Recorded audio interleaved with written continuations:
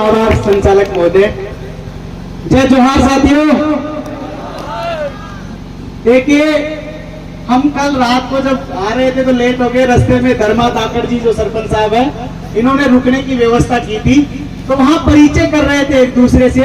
तो जब मैंने नौकरी करता हूँ और आदिवासी परिवार के लिए काम करता हूँ, तो परिचय देके बैठ गए। बाद में एक साथी ने पूछा, यार आदिवासी परिवार क्या काम करता है? तो वही बात मैं आपको बता के मेरी बात को विराम दूंगा।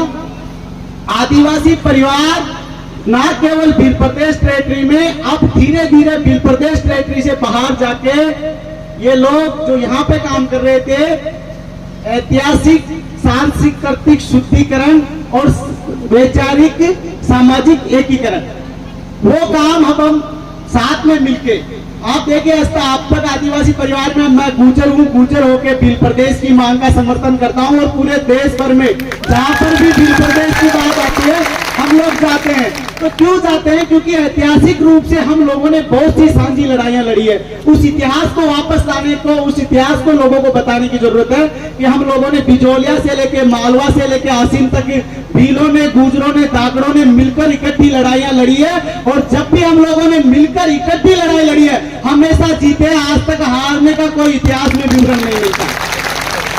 तो ऐतिहासिक शुद्धिकरण की जो बात हम लोग करते हैं, मैं गुर्जर हूं, हमारे ही इतिहास को कैसे बिगाड़ा गया है उसको बताते हुए हम बताते हैं कि ऐतिहासिक शुद्धिकरण क्यों जरूरी है। मेरे एक मित्र थे, अजमेर के अंदर NDSU महर्षि दयानंद सरस्वती यूनिवर्सिटी है, उसके प्रेसिडेंट के चुनाव जीते। ABP से वो मेरे मित्र थे राजवीर गुर्जर जी, वो चुनाव जीते। अखिल भारतीय विद्यार्थी परिषद जो बीजेपी का छात्र संघ है, राजवीर गुर्जर ने चुनाव जीतने के बाद में अजमेर यूनिवर्सिटी में गुर्जरों की एक ऐतिहासिक सम्मेलन कराया। और उसमें किसकी अध्यक्षता में कराया, ये बात आप लोगों को समझने की जरूरत है। वो अध्यक्षता करवाई सुकाड़िया विश्वविद्यालय के वाइस चांसलर के द्वारा, जो जगदीश जी शर्मा थे, उनकी अध्यक्षता में वो सम्मेलन हुआ। तो उसमें एक सम्मेलन का एक पार्ट था गुर्जरों की उत्पत्ति। तो सबने अपने अपने विचार रखे। बाद में वाइस चांसलर ने अपने विचार रखे। देखिए, आम आदमी अगर कोई बात कह रहा है, आम आदमी अगर कुछ गलत बोल रहा है तो वो एक अलग बात है, पर एक संवैधानिक पद पे बैठा हुआ वाइस चांसलर जैसे पद पे बैठा हुआ व्यक्ति जो पूरे यूनिवर्सिटी का मालिक होता है, अगर उसके दिमाग में ऐसी गंदगी भरी हुई है तो हमारे लिए कितना नुकसानदायक है, यह समझने की जरूरत है। तो वाइस चांसलर ने बताया कि गुर्जरों की उत्पत्ति कैसे हुई। आप लोग भी, बहुत से लोग सहमत होंगे। और उसके बताने के बाद में गुर्जरों ने भी ताली बजाई, बहुत जोर से तालियां बजाई। ये और भी हमारे लिए शर्म की बात थी। उन्होंने बताया जी, बोला गुर्जरों की उत्पत्ति कैसे हुई। बोला शंकर भगवान के पास एक गाय थी, उस गाय को चराने वाला कोई नहीं था, तो पार्वती ने शंकर भगवान से कहा, भाई इस गाय को चराने की व्यवस्था कर। तो शंकर भगवान ने उस गाय के सूखे हुए गोबर से एक आदमी की उत्पत्ति की और वो आदमी उस गाय को चरा कर लाता था। उसके बाद में एक दिन पार्वती जी ने कहा, बोला जी आप जैसे हमारा सांस्कृतिक जीवन है वैसे इस आदमी का भी सांसारिक जीवन होना चाहिए, इसका भी घर परिवार बसना चाहिए। तो शंकर भगवान ने उसे एक सोने का कड़ा दिया और कहा कि जा, जो तुझे जो भी जीव जगत में स्त्रीलिंग में जो पहली बार मिल जाएगा वही तुम्हारी मिल जाएगी, वही तुम्हारी पत्नी होगी। तो वो आदमी गया साहब, जाने के बाद मुझे पहले एक शेरनी दिखी। तो पहले तो वो डर गया, लेकिन उस कड़े के चमत्कार से वो शेरनी जो है एक सुंदर महिला में बदल गई, एक सुंदर महिला बन गई। और उसके बाद में उस सुंदर महिला जो शेरनी थी, उस शेरनी से बनी सुंदर महिला और उस गाय के गोबर से पैदा हुए उस व्यक्ति के आपसी संबंधों से जो संतान पैदा हुई वो गुर्जर है। इसलिए गुर्जरों को शेरनी का जाया कहा जाता है। और सब गुर्जरों ने तालियां बजा दी। हमारे एक साथी PL गुर्जर जी बैठे हुए थे, उन्होंने खींच के साथ जूत फेंका, जूत लगा दी। बोला माता पची हो गई, आपस में तक्की मुक्की हो गई। कुछ लोग जो देखिए, दो तरह के विचार हैं। एक लोग वो लोग हैं जो समानता को मानते हैं, जो चाहते हैं कि हम लोग इक्वल है। आज देखिए, इनमें से MLA हैं, MP हैं, बहुत सम्मानित साथी हैं आप लोगों के। आज कोई भी हम मंच पे ऐसे लगा के, कुर्सी लगा के, टांग पे टांग रख के नहीं बैठा हुआ, सब समान बैठे। एक वो विचार है। एक दूसरा विचार है जो चाहता है कि सिद्धिनुमा व्यवस्था हो, ये नीचे बैठे, मैं ऊपर बैठूं, मेरे ऊपर थावरचंद जी बैठे, फिर कांति भाई बैठे, फिर ऐसे एक व्यवस्था हो। तो इस तरह के विचार वाले जो लोग थे उन्होंने तालियां बजाई, बोला जी गुर्जर तो शेरनी के जाए। तो उन्होंने प्रोफेसर साहब ने वो धक्का मुक्की होगी तो बाद में वापस बैठाया। उन्होंने कहा बीएल गुर्जर जी से कि आप इनसे माफी मांगे। बीएल गुर्जर ने 2 बात कही, वो बात आज आदिवासी परिवार के मन से कह के जा रहा हूँ। उन्होंने कहा मैं माफी मांग लूंगा, पर इन्होंने जो मेरी पूरी कौम को गाय के गोबर की पैदाइश कही है उसके लिए पहले ये माफी मांगे। और कल को मेरा बच्चा किसी महंगी कॉन्वेंट स्कूल में पढ़कर जाएगा और वहां पे कोई उसको पूछेगा कि गुर्जरों की उत्पत्ति कैसे हुई,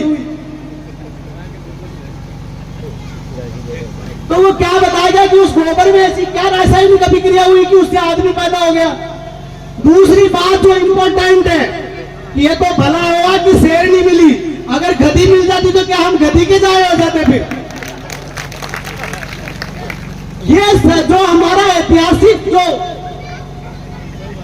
विरोधाभास है चीजों को लेकर, हम कहते हैं कि कोई भी व्यक्ति पैदा हुआ है जो अपनी मां के गर्भ से हुआ है, और वो लोग कहते हैं कि कोई मुंह से हुआ है, कोई जांघ से हुआ है, कोई पैर से हुआ है। इसके शुद्धिकरण के लिए हम आप लोगों के बीच में आते हैं कि ऐसे कोई पैदा नहीं हुआ है, सब अपनी मां के गर्भ से पैदा हुए। पहली बात, सांस्कृतिक एकीकरण की बात हम लोग करते हैं। सांस्कृतिक एकीकरण कैसा? आप यहाँ भीलों में जितने भी हम लोग क्या है, देखिए आपके यहाँ पे क्या नारा है, गांव छोड़ब नहीं, जंगल छोड़ब नहीं। और हमारी भाषा में, गोजरी भाषा में उसे कहते हैं कि इला न देनी अपनी, इला बोलते हैं धरती को, इला न देनी अपनी हालर ये हुलराए, पूत सिखावे पालने पे मरण बढ़ाई माए, ये हमारे यहाँ कहते हैं। तो सांस्कृतिक एकीकरण क्या है? आपकी और हमारी संस्कृति एक है। कैसे एक है? आप लोग खेड़ा कांकड़, हमारे यहाँ नई नई पत्नी जब शादी होकर गांव में आती है तो पहले कांकड़ पे रोक के भोग लगाते हैं। हम लोग कांकड़ पूछते हैं, खेड़ा पूछते हैं, हम लोग कुएं को पूछते हैं, हम लोग प्रकृति को पूछते हैं। हम तमाम लोग जो प्रकृति को पूजने वाले लोग हैं, जिनकी संस्कृति एक है। क्या संस्कृति है? कमा कर खाने की संस्कृति है हम लोगों की, मांग कर खाने की संस्कृति नहीं है, ना ही दूसरे को गुलाम रखकर खाने की संस्कृति है।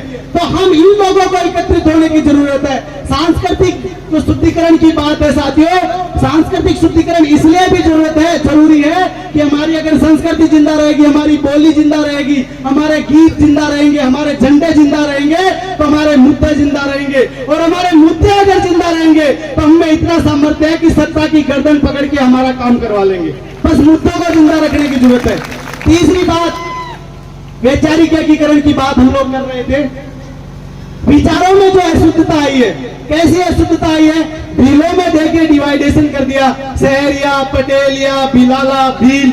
हमारे गुजरों में भी कर दिया है, खारी गुजर, लोअर गुजर, रेवा गुजर, जो नर्मदा नदी के तट पे रहते हैं, रेवा गुजर, जो गुजर है जो कश्मीर की पहाड़ियों में चले गए, बकरवाल गुजर, जो बकरियां रखते हैं, बकरवाल गुजर, जो जमीनें करने लगे, बोला जी हम ओरिजिनल गुजर। और कर्म देखो कैसे ले रहे हैं, कर्म ले रहे हैं लोग कि हाँ हमारे वहां वो रास्ता, हमारे वो रास्ता, हम तो इससे पैदा नहीं, हम तो। हमारे यहाँ देवनारायण जी एक बड़े महापुरुष है, आपके इस इलाके में पूछते होंगे, मानते होंगे, मानते हैं कि नहीं मानते बताइए साथियों। देवनारायण जी कोई फूल से उत्पन्न नहीं हुए, वो उनकी माँ के गर्भ से पैदा हुए। और देवनारायण जी को जिंदा रखने का, उनके मान सम्मान को जिंदा रखने का अगर किसी ने काम किया तो भीलों और बड़ाइयों ने किया है। सल्ला और बल्ला नाम के 2 भील देव जी को आसिंद से मालवा लेके गए, और जब देव जी वापस आए और राज लिया तो उन्होंने भीलों को मामा कहा, और अपने इकलौती संतान, एक लड़का और एक लड़की हुआ, लड़की का नाम भीली रखा और लड़के का नाम भीला रखा। ये सांस्कृतिक एकीकरण जुड़ाव है हम लोगों का, जो हमने इकट्ठे होकर लड़ी है। इस प्रदेश में भीलों के बाद में धाकड़ और गुजर बड़ी आबादी में, जिस भील प्रदेश टेरिटरी की हम लोग बात करते हैं। आज गुजरों को इस मन से कहना चाहता हूं, आपके यहाँ दक्षिणी राजस्थान में टीएसपी के अंदर एमबीसी, हमारे यहाँ गुजरों को अलग से आरक्षण है, एमबीसी और ओबीसी आरक्षण नहीं दिया जाता। किसी माई के लाल ने आवाज नहीं उठाई। ये भील प्रदेश मुक्ति मोर्चा और आदिवासी परिवार के लोग थे जो कह रहे थे कि टीएसपी में एमबीसी और ओबीसी का आरक्षण दिया जाना चाहिए, इसलिए इन लोगों का साथ देने की जरूरत है। अब तीसरी बात आती है कि सब कुछ करके करना क्या चाहते हैं। देखिए हम कोई पैदा होकर किसी मंदिर का घंटा बजाने के लिए नहीं पैदा हुए, हम लोग भी राज कर सकते हैं, हमारे बाप दादाओं ने राज किया है।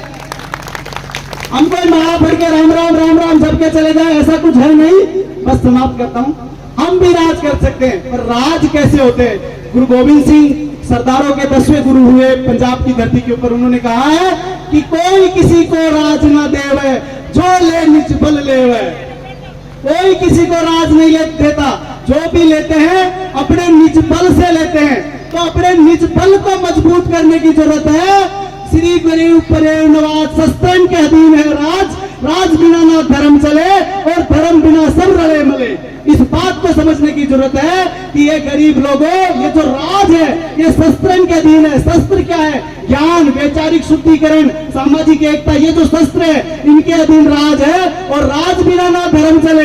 धर्म क्या है? हमारी सामाजिक सामूहिक जो पहचान है वो हमारा धर्म है। और राज बिना नहीं चल सकता, इसलिए राज जरूरी है। और धर्म बिना सब रले मले, हमारी पहचान के बिना हम सब रले मले हैं। और उन लोगों के नीचे है जिनकी तो आबादी 3% है। इसलिए हमें ऐतिहासिक सांस्कृतिक शुद्धिकरण और सामाजिक राजनीतिक एकीकरण करने की जरूरत है। इसी मांग को बढ़ाते हुए, भील प्रदेश की मांग में आप लोगों के साथ कंधा से कंधा मिलाते हुए, जो हमारे बाप दादाओं पे, हमारे आपके बाप दादाओं का एहसान है, उसको चुकाने के लिए आप लोगों के बीच में अक्सर आते रहते हैं। फिर मिलते रहेंगे। बहुत बहुत धन्यवाद, आभार। एक नारा लगाएंगे, मान रहे सम्मान रहे, भील प्रदेश का नाम रहे। अरे मान रहे सम्मान रहे, धन्यवाद साथियों, जय जवान। बहुत बहुत धन्यवाद।